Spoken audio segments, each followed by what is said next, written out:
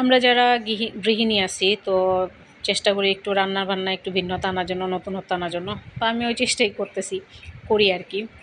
আসসালামু আলাইকুম, সবাই কেমন আছেন? আমার আরেকটা ভিডিওতে আপনাদের সবাইকে অনেক অনেক শুভকামনা। সবাই অবশ্যই কমেন্ট করে জানাবেন আমার রান্নাবান্না আমি ভিডিও পোস্ট করি কেমন লাগে আপনাদের কাছে। ভালো লাগলেও বলবেন, খারাপ লাগলেও বলবেন। তো এখানে আমি করলা আলু রান্না করব, করলা দিয়ে আলু দিয়ে। তো নতুন রান্না বলতে আমি কলিজা দিয়ে রান্না করব।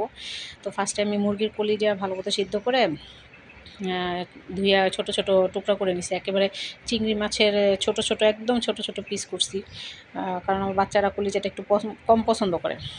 তো ওদের আর কি খাওয়ানোর জন্যই মানে এরকম ছোট ছোট পিস করা। তো এখানে কলিজাগুলি মনে করেন যে ছোট ছোট পিস করে আমি মশলার সাথে কষা নিয়েছি। পাশে আবার সেম প্রসেসিংয়েই আমি রান্না করতেছিলাম, পালক শাক রান্না করতেছিলাম। ওটা আবার একটু হালকা ঝোল রাখছি। তো এই তো রান্না দেখা গেছে মনে করেন এটা ভালো মতো কষাইছি আমি। কষানোর পরে এখানে আমি চিনিটা অ্যাড করছিলাম, চিনিটা স্কিপ হয়ে গেছে হালকা একটু। আমি রান্নাতে একটু চিনি ইউজ করি, আমার কাছে ভালো লাগে আর কি।